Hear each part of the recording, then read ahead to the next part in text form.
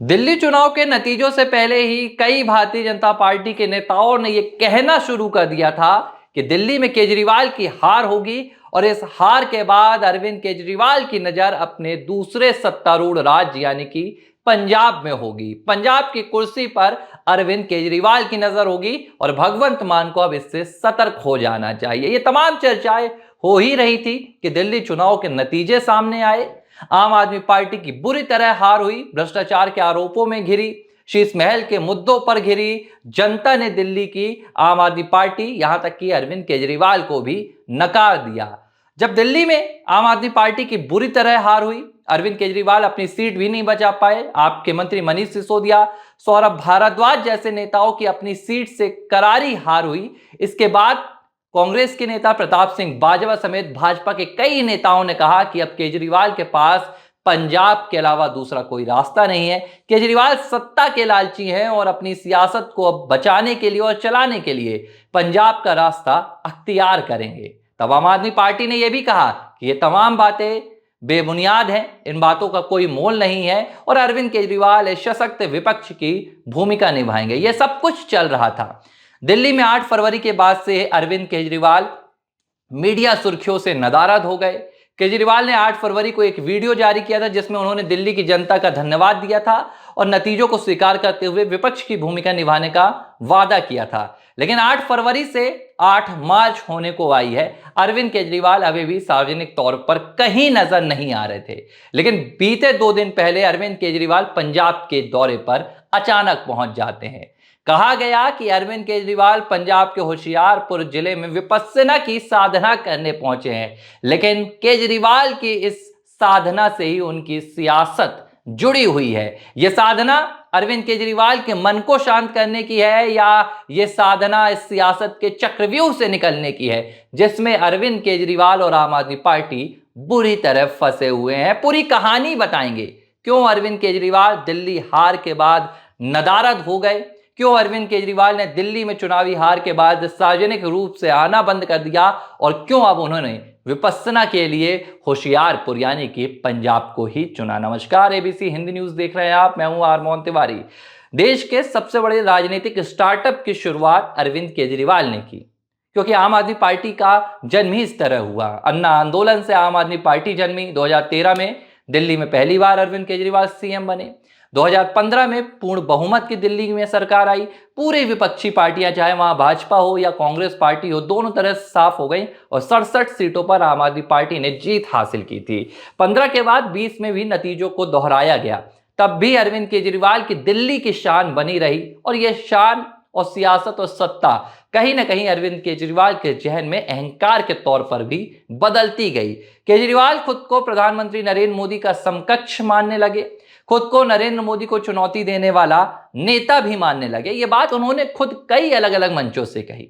अरविंद केजरीवाल ने खुद कहा कि प्रधानमंत्री नरेंद्र मोदी उन्हें इस जन्म में नहीं हरा सकते हैं। ये आत्मविश्वास नहीं होता है। आप चाहे वो कोई खेल हो या राजनीति हो या चुनाव हो, यहां 2 चीज होती ही होती हैं, एक जीत होती है और एक हार होती है। ये किसी भी पक्ष में जा सकती है, आप हार भी सकते हैं, आप जीत भी सकते हैं। लेकिन ये अरविंद केजरीवाल का शायद सियासी अहंकार बोल रहा था। दिल्ली में जिस लिहाज से जनता ने उनके वायदों पर भरोसा किया था, उनकी आम आदमी वाली पूरी रवायत पर भरोसा किया था, शायद अरविंद केजरीवाल को अहंकार हो गया था। 20 के बाद शुरू होता है अरविंद केजरीवाल का बुरा दौर और 25 आते आते उनकी सियासत में अंकुश लगने जैसी कहानी आ गई। लेकिन आज हम अरविंद केजरीवाल की सियासी कहानी बताने के लिए यहां पर नहीं आए। हम ये बताने के लिए आए हैं कि आखिर अरविंद केजरीवाल दिल्ली चुनाव की हार के बाद से गायब कहां थे और अब जब पहली बार नजर आए तो पंजाब में कैसे नजर आए।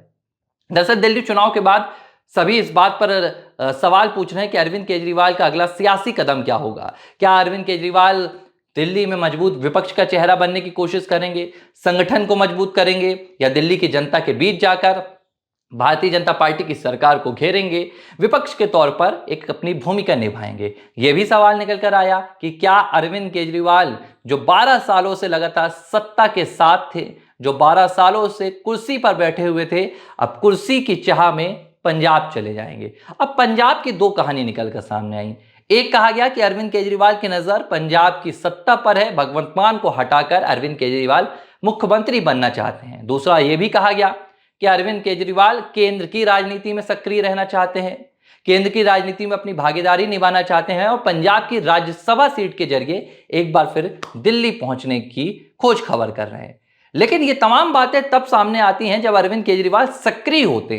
लेकिन 1 महीने का वक्त बीत गया, अरविंद केजरीवाल मानो सार्वजनिक जीवन से लगभग दूर हो गए हैं, सियासत से लगभग दूर हो गए। ना तो वो कोई प्रेस कॉन्फ्रेंस कर रहे हैं, ना तो मीडिया से मुखातिब हो रहे हैं। अब अरविंद केजरीवाल 2 दिनों पहले पंजाब के होशियारपुर पहुंचे।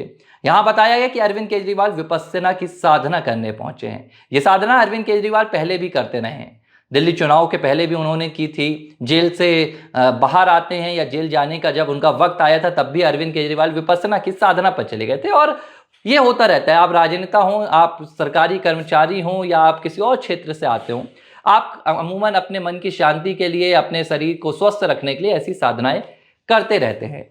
लेकिन सवाल तब उठ जाता है जब अरविंद केजरीवाल इस साधना के लिए उस राज्य का चयन करते हैं, अपनी पार्टी सत्तारूढ़ राज्य का चयन करते हैं जहां लेकर उनके ऊपर सवाल उठ रहे हैं। अरविंद केजरीवाल ये बात सीधे तौर पर जानते हैं कि पंजाब में उन्हें लगातार घेरा जा रहा है।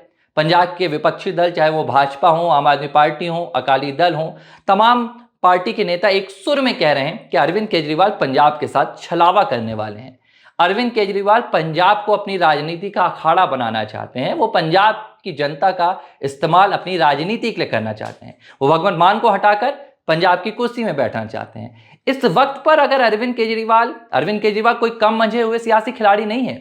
अरविंद केजरीवाल जानते हैं कि अगर इस वक्त वो पंजाब का दौरा करते हैं या पंजाब के मुख्यमंत्री से मुलाकात करने जाते हैं तो ये सवाल उन पर उठने लाजमी है कि आखिर आप इस वक्त पंजाब के दौरे पर जा क्यों रहे हैं, क्योंकि दिल्ली की सत्ता आप गवा बैठे हैं। आपने इससे पहले पंजाब सरकार की हाजिरी दिल्ली में लगवाई, आपने सीएम मान को बुलाया और अब अगर आप जा रहे हैं तो ये राजनीतिक उथल पुथल करने ही जा रहे हैं। लेकिन अरविंद केजरीवाल ने इन तमाम सवालों को दरकिनार कर दिया। अरविंद केजरीवाल ने इन सवालों की परवाह नहीं की कि कौन उन पर क्या बोलेगा, लेकिन अरविंद केजरीवाल पंजाब पहुंच गए। अब आप इसके पीछे की असली कहानी समझिए, क्यों अरविंद केजरीवाल पिछले 1 महीने से गायब थे और क्यों अब वो पंजाब पहुंचे। देखिए, एक पहलू तो ये हो गया कि अरविंद केजरीवाल अपने लिए नई सियासी राह तलाश रहे हैं, लेकिन उससे भी पहला जो सबसे बड़ा रोड़ा अरविंद केजरीवाल के सामने है, ये रोड़ा अरविंद केजरीवाल के खिलाफ लगे भ्रष्टाचार के आरोप और दिल्ली सरकार में हुई अनियमितताओं के हैं। इस बारे में कोई दो राय नहीं है कि अरविंद केजरीवाल अभी भी कानूनी लड़ाई लड़ रहे हैं। अरविंद केजरीवाल कथित शराब नीति घोटाले के आरोपों से बाहर नहीं आ पाए हैं, वो सिर्फ एक जमानत पर बाहर आए हैं और अब सरकार जाने के बाद, चाहे वो कैग की रिपोर्ट हो, सीएजी की रिपोर्ट हो या मोहल्ला क्लिनिक को लेकर सामने आई अनियमितताएं हों, केजरीवाल सरकार के कार्यकाल में जो तमाम अनियमितताएं हुई हैं, लापरवाहियां हुई हैं, वो अब उजागर होंगी। केजरीवाल को इस बात का पूरी तरह से एहसास है कि जो उन्होंने बतौर दिल्ली के मुख्यमंत्री भारतीय जनता पार्टी के नेताओं के साथ किया, उन्होंने दिल्ली की जनता के पैसे का दुरुपयोग अगर किया तो वो एक एक पाई का हिसाब देना होगा। केजरीवाल पिछले 1 महीने से इसी मंथन पर जुटे हुए हैं। केजरीवाल ये सलाह मशवरा कर रहे हैं अपने कानूनी अधिवक्ताओं के साथ, अपनी कानूनी टीम के साथ कि आखिर कैसे वो इन मुश्किलों से बाहर आ सकते हैं। और अब अरविंद केजरीवाल को यह भी पता है कि एक बार फिर से उनके ऊपर गिरफ्तारी की तलवार लटक सकती है। अरविंद केजरीवाल जानते हैं कि जिस दिल्ली में रहकर वो दिल्ली की पुलिस को कोसते थे, जिस दिल्ली में रहकर वो केंद्र सरकार को कोसते थे, अब इस दिल्ली में भारतीय जनता पार्टी की सरकार है। उनकी अनियमितताओं ने, अगर उनकी अनियमितताएं पाई जाती हैं तो केजरीवाल सीधे कटघरे तक पहुंचेंगे और उन्हें जेल जाने से भी कोई नहीं रोक सकता है। केजरीवाल को यह बात पता है।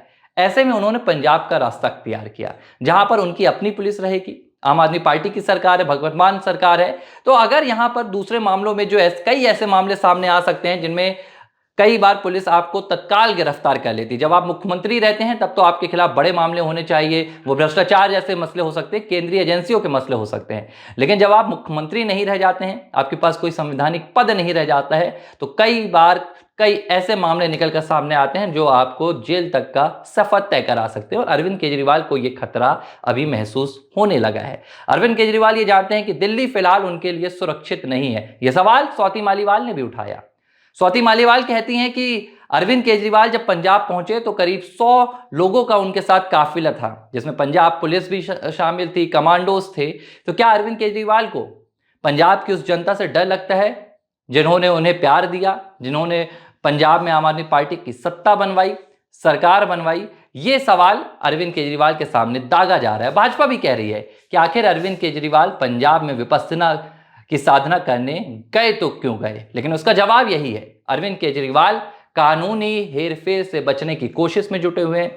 अरविंद केजरीवाल जो अपने खिलाफ भ्रष्टाचार के आरोप लग रहे हैं, अनियमितता के आरोप लग रहे हैं, सीएजी की रिपोर्ट पर जो बवाल मच रहा है, अरविंद केजरीवाल ने अपने आप को सुरक्षित करने के लिहाज से पंजाब का रास्ता नाप लिया है। अरविंद केजरीवाल को यकीन है कि पंजाब में तकरीबन उनके जो दिल्ली सरकार जैसे मुद्दे हैं, जो छोटे मुद्दे हैं, कम से कम उससे तो उन्हें निजात मिल पाएगा। हालांकि निजात कितना मिल पाएगा, केंद्र की एजेंसियों से या दिल्ली की पुलिस से अरविंद केजरीवाल कितने देर तक बच पाएंगे, फिलहाल ये भविष्य के गर्त में छिपा है।